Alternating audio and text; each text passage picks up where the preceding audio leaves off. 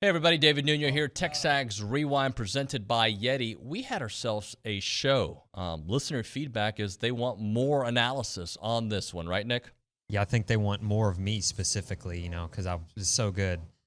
So yeah, let's give it to them. We've had a couple of rough rewinds, but that's what makes it human. That's what TexAgs Fast Forward. Oh yeah, TexAgs Fast Forward. I apologize. I forgot the new name. So on the show today, we went about 5 and 7 teams and what that could mean for teams that rebound. What does A&M need to do to get to those 10 wins or more? We talked a little bit about that. John Harris, footballtakeover.com, talked about the future draft. We talked about what Texas A&M needs to do to get to those 10 wins or more. He had some analysis on that. Mike Scarborough gave us an update on LSU football. He was real smitten on him. And we had Brauninger and Liucci in the studio on the same side of the desk during the same show on the same day during the same hour. It is still the same TexAgs Rewind, LSU. They went 5 and 7. What did they do last year? 10 and 4 won the SEC. They 5 and 7. Really? That's what it says here. I think they were 5 and 7. Or I think they were 5 and 7. Yeah.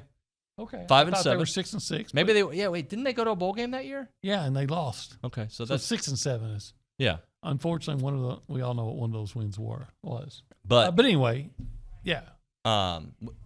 Nick, what are you saying, buddy? I can't hear you. Nick is yelling. I okay. can't hear you. I'm just joking with the guys back here. Okay. No worries. So anyway, it was a very mediocre at best season in Baton Rouge. Here's a little bit of info. LSU in 2021, their offense was ranked 61st. Their defense was ranked 43rd. They fixed that in 2022, which is, again, I'm using this through an A&M lens because we know where the defense was okay and the offense definitely had their struggles. Offense went to number 13 in the country. Defense was at 23rd. So significant jump ups, obviously, when you go from 5 and 7, double your win total, or 6 and 6 to 10 wins. So there's that. Brian Kelly, obviously, the new coach, changed the philosophy. They have a new OC. So that changed. The other one from last year that we all have pointed out is TCU. TCU, yeah. They went 4 and 7, I believe. They went 5 and 7. 5 and 7. Okay. Yeah. I don't know why I said 4 and 7. To 13 and 2, college football finalists, playoff finalists. In 2021, offense, which was not bad, 37th. This past year, 9th in the country. Defense went from 112th. Sound familiar? Yeah. Well, at least offensively, that was to 33rd. Sonny Dykes came in as head coach. Garrett Riley is the OC. So that kind of made some changes. You can bring in guys now. You can get better faster. And we're going to go and they're in the Big 12. We're going to go even deeper, though. Let's go deep. We're going to go before the real transfer era that we're in right now. Notre Dame, Brian Kelly. Oh, yeah. He went 4 and 8 one year. 2016, 4 and 8. 2017, 10 and 3. Significant turnaround. Like, I'm talking 10 win or more kind of turnaround. What are some reasons for it, Johnny? Well, one, there's talent.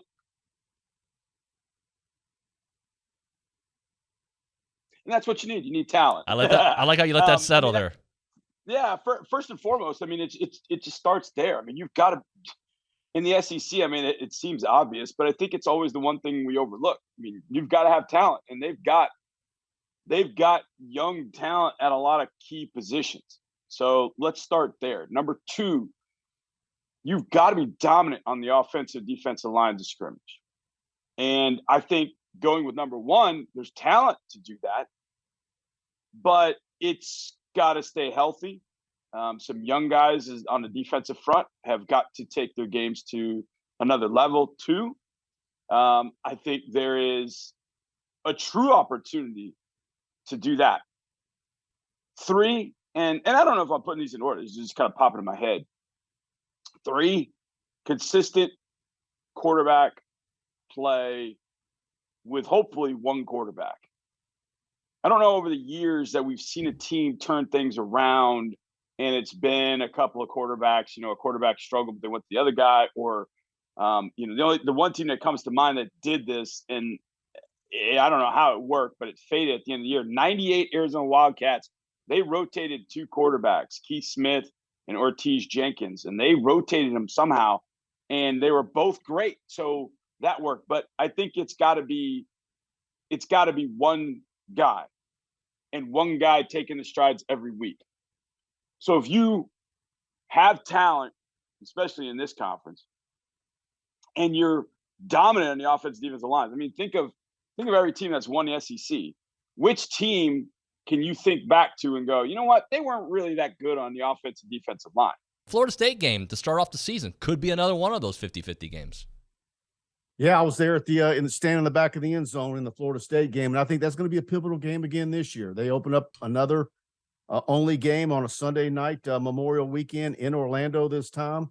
I think that's a pivotal game. Yeah, yes, it's non-conference, but I think that sets the table the rest of the way when you start looking at, what was amazing about last year. It wasn't just the 50-50 games. And, obviously Florida had issues, Auburn had issues, and certainly went to Texas A&M and lost that game. But all those games were on the road. And look, it's now those guys all come to Baton Rouge. And so I think LSU is going to be favored in every game on the schedule except Tuscaloosa. And we'll see what happens there.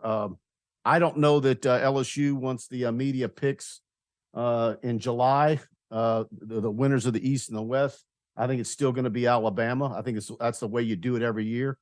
But I think LSU is going to be your strong number 2. And then we'll see how it plays out the rest of the way. If they stay healthy, and I agree with something Brian Kelly said at the post-spring game press conference, that they cannot withstand 2 or 3 key injuries, that the program isn't there yet. So to me, that's like a lot of programs right now.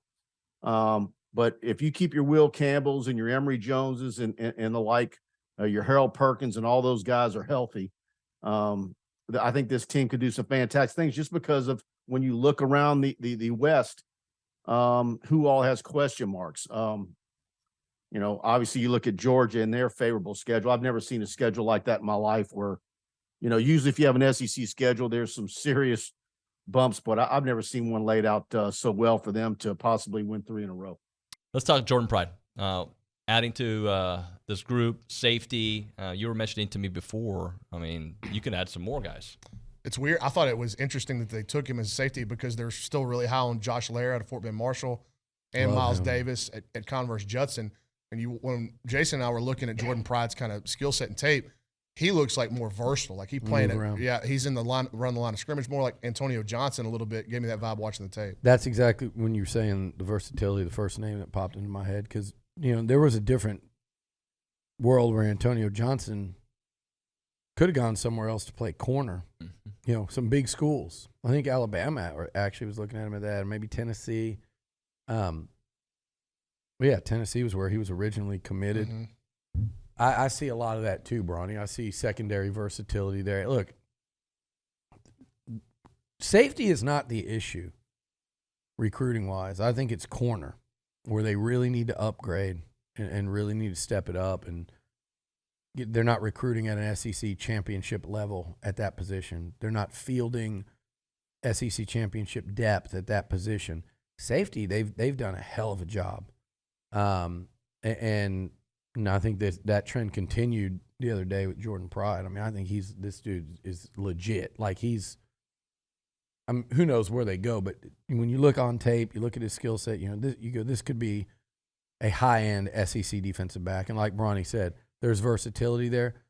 Does he probably end up safety nickel? I could see him being one of those nickel guys that kind of makes plays all over the field. And like you said, a little closer to the line of scrimmage if he has to. He's got great instincts, and I think that is a strong, strong pickup and an early statement from BGA, a newly promoted from analyst to coach. His name comes up a lot. He's going to be a real asset. Nick, close it out for us, buddy. Yep. Let's like, subscribe, comment, watch our shorts, share with your friends, follow us on Twitter, follow TexAgs Radio on Twitter, and stop DMing David. No, keep it going. I respond. People don't like when I respond, but I do respond. Send more DMs to Nick, though. Goodbye. Yeah. Bye.